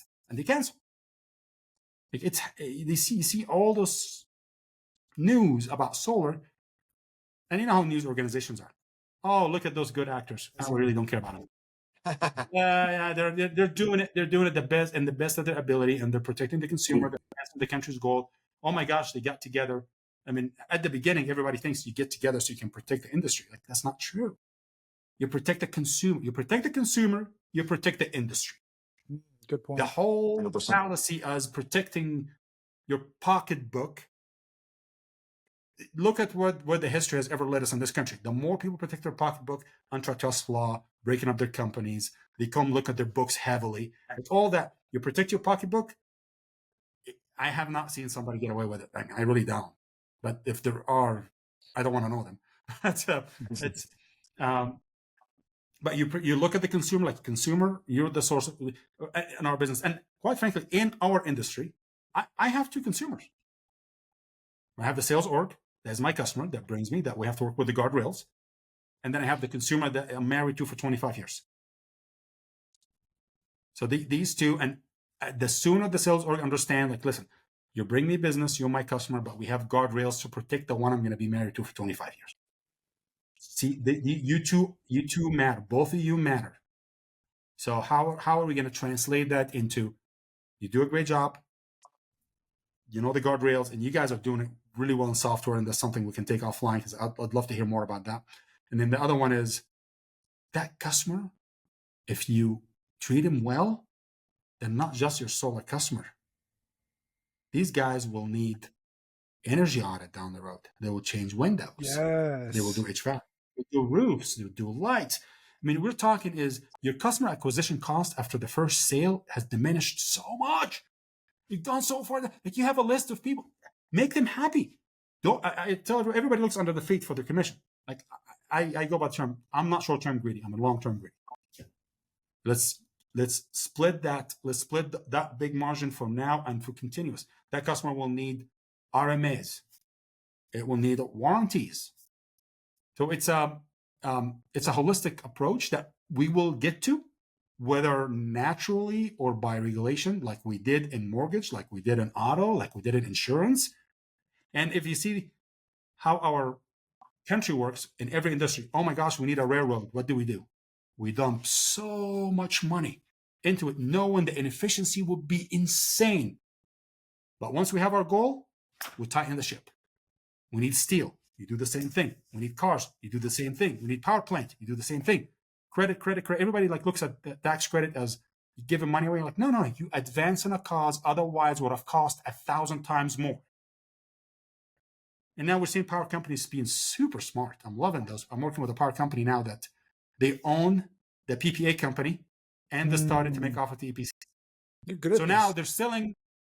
They're great. They're geniuses. They're selling power again to the same customer they lost buying solar with an escalator for 30 years, and they have the customer. In fact, I dare to say the returns are better because they get to keep depreciation and tax credit as a PPA, where they don't, you see what I'm saying? And then they have the escalator. So their payback period is still below 5 years, and they have a 25-year contract. Great. And then the house is guaranteed to be their asset, their virtual power plant asset. So if they want to add batteries to alleviate the grid, it's an easy access. So you see all those changes and like, oh my gosh, I'm so proud of that power company. So proud of it. I love them. I'll do anything to do business with those geniuses because they're solving the consumer's issues, the country's issues, and they're competitive on the rates. And they're not losing their business like Germany. How many power companies in Germany kind of declared bankruptcy when they went over 40% solar? It was at 33, whatever their margin is. The second the amount of percentage equal their power company's margin, it was a big tug of war. Yeah. So it's I mean, Australia's way past that. But Australia's at 33% nationally. Brisbane just announced a goal for 90% by 2030. They're at 60 to 70% now. So utility companies have to figure out a creative way to do that. Haysam, have you heard of Clean Energy Council, the regulatory body in Australia? Yeah. So I'd really like to talk regulation. I know we've been going for a bit, but maybe we can wrap up with this. Regulation hasn't even started. I feel, good regulation and down the right workflow is ready to go for the U.S. And like you said, we see booms after proper regulation is done. The wild, wild west stuff might feel nice, but that's not when the market is actually comfortable enough to boom. And that's what sales reps always forget. It might be easier to screw over customers without regulation, but we're in a solar is a scam phase right now in the U.S. because of a customer perception The sales rep does not cause the sales boom; it's the customer. And what really made the Australian boom, one factor of many, Clean Energy Council was a regulatory body, and they rolled out regulation on the EPC, on the installer, not the sales rep. You guys might disagree with me on this. Love your thoughts. I don't think regulating the sales rep will ever work. Look at HIS in California. People using everyone's random HIS. What Australia did was they regulated the installer, the EPC, to go through an audit similar to the audit that you guys say for your members. And because of that, I don't know if this is possible in the US, but for installers, for us to get access to additional incentives, state and federal, we need to be an approved member of this body. So we were in a Clean Energy Council approved retailer. And because of that, we had additional perks to offer to our customers because we'd been through all these audits, and customers didn't want to go with anybody else unless they had the badge on our website and our contracts and saying we are a Clean Energy Council approved retailer. So we wore it with pride that we were regulated. Customers loved it. And it puts the pressure on me because if I have a sales rep that goes bad, I'm screwed. So I have to make sure that I don't have sales reps, dealers, in-home guys that are screwing customers over. So it seems like a good system to me. What do you guys think? I align with you on that, and Val, I align with you on that. That keep in mind, whether we like it or not in the US, the EPC has the most to lose because they have the license, you have the bonds, you have the state board, you have the consumer protection. Consumer protection is not going to go on a salesman that's not like it. In the auto industry and in a realtor, they both have to have a license through the state. I don't believe in a private license. I believe as an RSA, if we talk about licensing, we should just have the states follow the same footsteps they've had in the auto and the realtor association to license the solar sales teams. That should be in a way where they are themselves bonded for what they tell the customer. But licensing, regulating the EPC is a proper way of, it's a really good lever, not only to increase the business, but also to talk to the sales groups about it. It really is a problem. Like the salesman cancels the shading. I go book more modules on the consumer's house. I go chase the salesman. He already took his business to a different EPC and his pipeline is clean. Can't get anything. I'm dealing with, I've had a customer when I looked at their system and I looked at, it's an existing deal. 8 kilowatt system, 47% offset. Salesman goes and takes the shading to 0 and changes the escalators to 9, adds windows. It's $100,000 system. And I was doing it threw a red flag in my system. I'm looking at it. I'm like, that's customer has no loan. I paid it off. Customer, of course, woke up to it. She's like, she calls me. And my phone line here is like, if the customer passes 2 people, they come to me. If you can't find solutions through 2 people, they come to me. It's like, what should I do? I'm like, what do you think? I'm like, this was ordered wrong. This is what I was told. This is my offset. This is my usage. She's intelligent. She looks at her usage. I'm like, what else do you need? Like, can you come and put CT? I'm like, done. I'll go put CT meters for you so you can figure it out yourself. I'm like, now I have to make a payment. Like, don't worry about it. So now I went and I paid off her loan and I'm chasing to get some of the money back. But guess who hurt? The customer has a system that she's not paying for yet because I am not making her pay for it till she receives the production guarantee she was promised. And right now she has 14 inches of snow, so it can't go on the roof yet in the middle of Colorado. So that's going to stay for spring and summer. And if she gets usage out of it, that's, you know what? She suffered enough. The windows are canceled. And now I know why they wanted the money so quickly. To get those windows.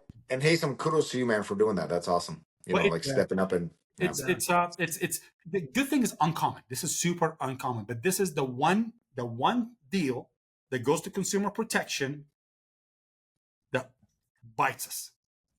That one deal. So it's self-preservation too. It's customer protection and self-preservation. Because we're not dealing with those consequences. They're huge.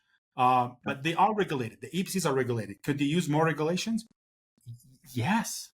But also at the same time, the power companies use regulation.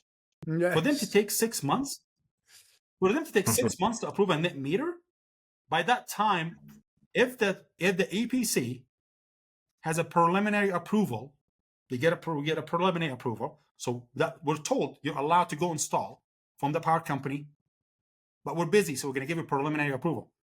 Then we install, and we sit waiting for the money because, no net meter and Yeah. PTO. And then the salesman like, where's my money? I'm like, here you go. I'm out. And then it takes them 6 months. The power company's regulation, sales org regulations will be through licensing and through training. And the training has to happen through EPCs. It has to happen through EPCs and software. These two. But yeah, no, Yeah. I align with you on the APC regulation. As an APC, I welcome them. Our business will boom. People don't get it. In the commercial side, by the way, we don't need regulations at all. We don't have room for error in those contracts. When I go do a Walmart, and we have 45 minutes for a DTR for just to go in and connect our systems at 3:30 in the morning with a high voltage engineer and a high voltage master electrician. The contracts, they have been through the system so much, we're dialed in every single step. There are about 80 steps to finish that project, and if one of them fails, my performance bond kicks in. I have to take it costs us upwards of $8,000 a minute for not having power. Like, it's very regulated by the client because there's huge risk for them, and they are sophisticated and astute. A consumer, they put in 8 kilowatt system, they're looking for a financial relief. They're looking for they're hedging their future expenses.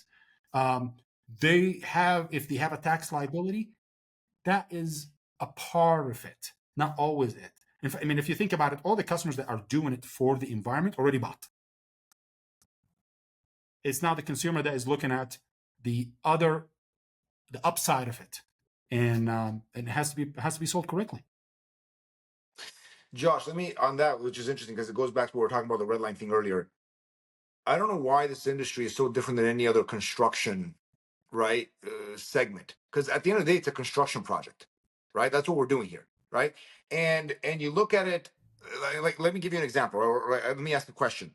If I, as the installer, were to sub out a main panel upgrade, right, to a subcontractor, if I were to do that, and that subcontractor messes up the install of the main panel, okay, whose fault is that? Is that their fault, or is that my fault as essentially the installer and the GC, right? It's my fault. Like, that is on my contract. The homeowner did not sign any contract with my subcontractor doing that, right? They didn't do it. There's no relationship there. That relationship is between me and that subcontractor, okay? What is the difference between that and a salesperson? Nothing. Right? Nothing. Like, at the end of the day, and sometimes people don't want to hear this, but we were there. I understand it's not like a bad thing, but sales orgs and salespeople are a subcontractor of the installer. The installer has subcontracted their sales. Instead of doing them internally, they've subcontracted them to somebody else. And it can work very well, and it does work very well, right, in most instances. But at the end of the day, the installer is the one responsible for that. And for some reason in this industry, this somehow got decoupled. There's literally installers out there that some of them I know, right, that their mindset is like, listen, we didn't sell it. We didn't tell them what to say. We're just installing. Like, that's how they think of it. They even think of it as like two separate entities.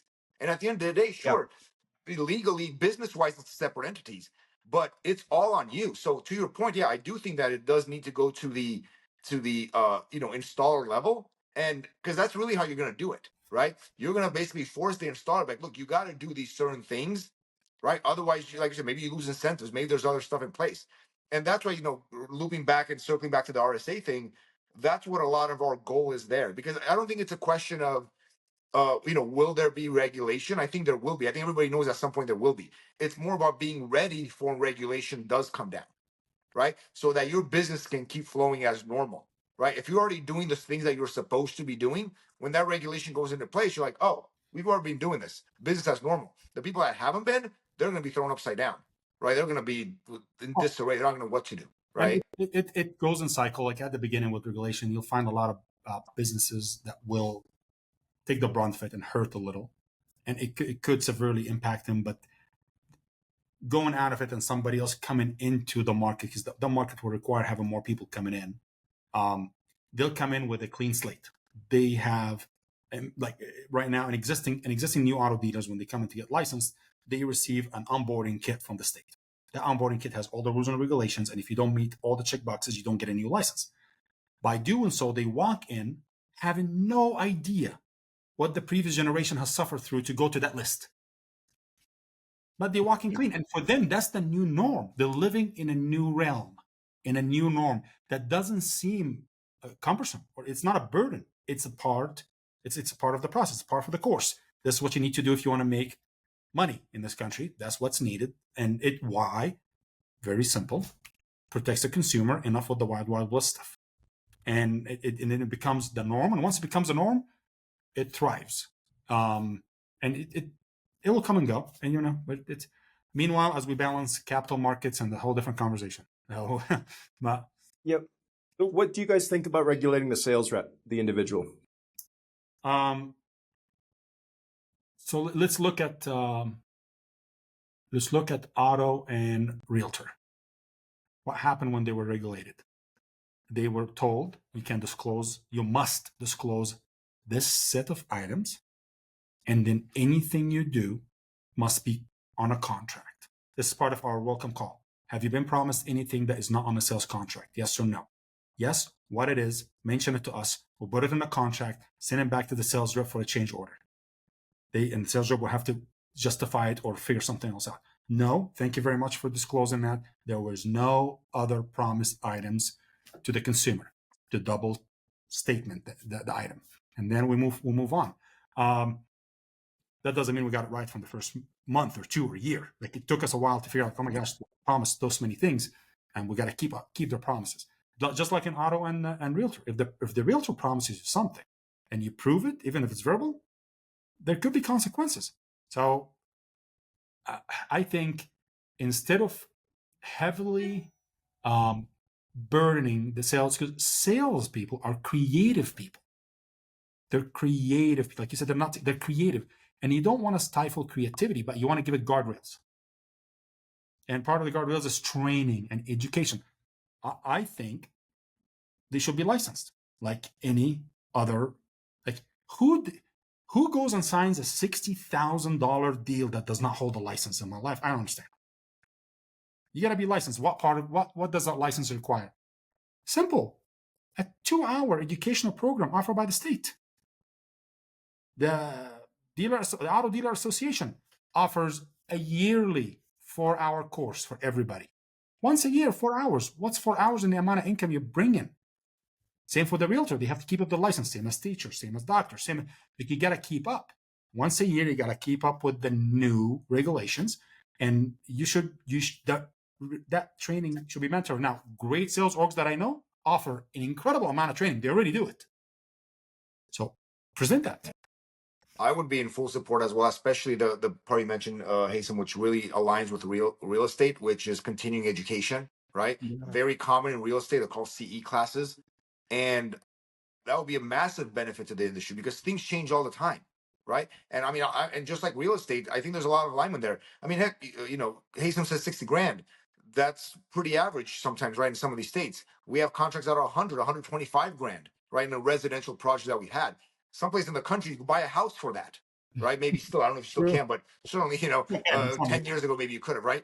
But yeah, and then these are 25-year contracts. Like, what's the big difference between that and buying a mortgage or getting a mortgage? So I think having state level licensing, right, not just on a national level, because like Arizona APS is vastly different than Nevada NV Energy or vastly different than true net metering in Florida.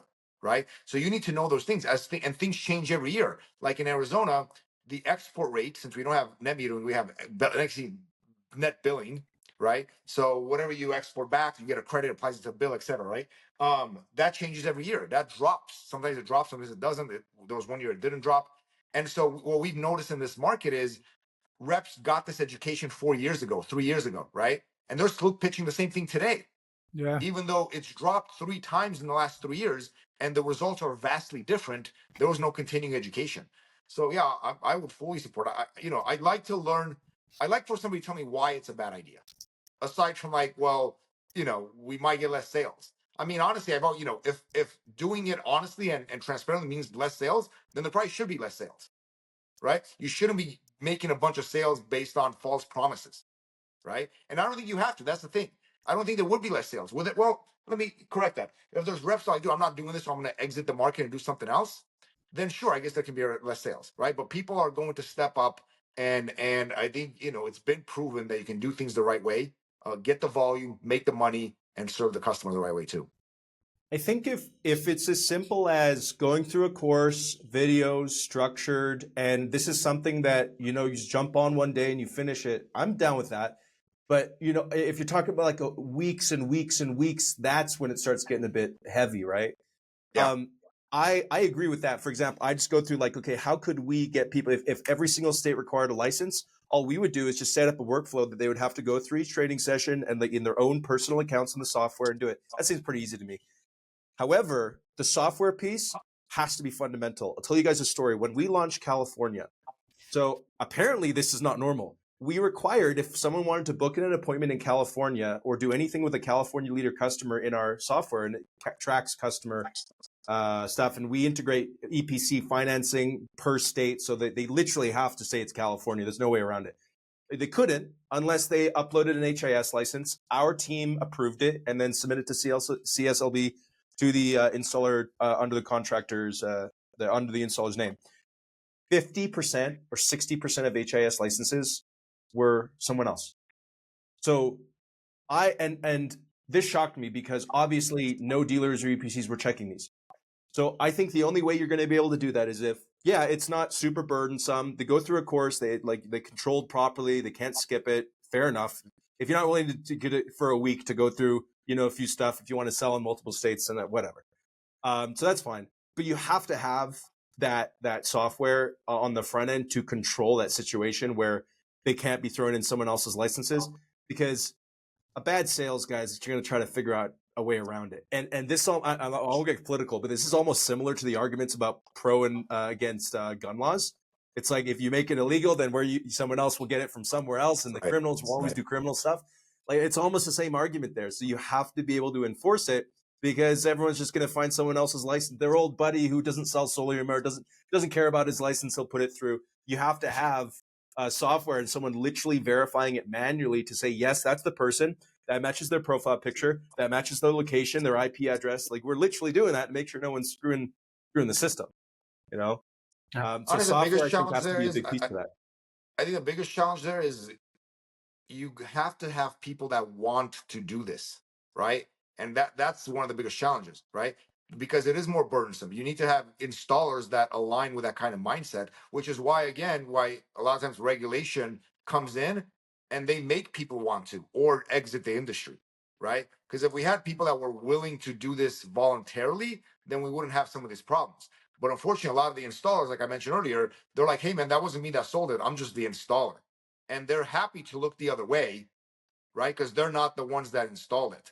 And so we need more people aligned. And I am seeing that, honestly, and I'm sure Haysam has as well. Obviously, what's going on with the RSA and the people coming together there, what's going on with some of the partners that we're working with on the sales side. More than ever, I'm actually seeing people, and maybe that's because it's become to that level of people who have had those experiences. They see what it looks like, right? And it's like, dude, this is crap. Like, let's level up. And I love that we're seeing more and more of that, because I think the more people are doing that, the more it's going to get other people kind of drawn to it. Like, hey man, what are they doing over there? How are they doing things? Right. And so it's an amazing, obviously, and I don't think it's going anywhere, right? If anything, to Haysam, and I hadn't heard that viewpoint before, which I love, right? You guys actually saw sales increase, right, with regulation. Why? That's a perfect, I mean, I never literally thought of that before, because now homeowners are comfortable. We're all saying the same thing. As It moves the salespeople, market. It moves the market awareness, because now they know that they're not going to go to some schmuck who's not getting verified. So when you come in with that label, as soon as the market's there, it completely changes. So, and no, Americans haven't seen that yet in the solar industry, so they don't know, but it is absolutely what happens, Yeah. Hey, Sam, I know you have to go. But yeah, I mean, in terms of the regulation on the individual, like what Haysam said, new people coming into it, well, that's just what you have to do. You have to go through these courses. You have to get your license. You regulate the EPC, say, hey, we even, attach some incentives to it. The EPC has to verify that the dealers all have their licenses. It seems like a decent system. As long as it doesn't go too far, it's completely reasonable. right? And we enjoy that in like in the state of Connecticut. We have to go through 3 different approvals in addition to licensing, because by having the 3 different approvals, we can give the consumer bank credit, extra power company credit, and battery credit. So those 3 different credits are available for those who are willing to go take the classes and pass them and get the certificate. Okay. Once we have that, suddenly we go on to the consumer like, hey, our competition will sell you the system, but you're leaving $8,000 on the table for the same price. Oh, it's so that they have that those programs exist, I think, in many states, and you're going to see more and more. It depends on how friendly the state is to solar too. Let me know how I can get more involved in this, because I like this conversation, and I think I have some interesting insights from how the Australians did it. We could get the US rocking. That's cool, with man. it. We'd love to connect more. Well, if everybody's listening wants to hear more, both Haysam Sakar with Action Solar and Val Berechet with Sun Solar Solutions gonna be at SolarCon. Both are gonna be speaking solo on the breakout stages. So if you guys want to hear more, go look for them there. Haysam Sakar, really appreciate you being on it here, man. I know you got to go. Val Berechet, appreciate you guys. Thanks for having us. Thank you guys so much. Let's go. Good to have you See guys. you guys at SolarCon. Appreciate you guys. Great Let's go. conversation. Peace.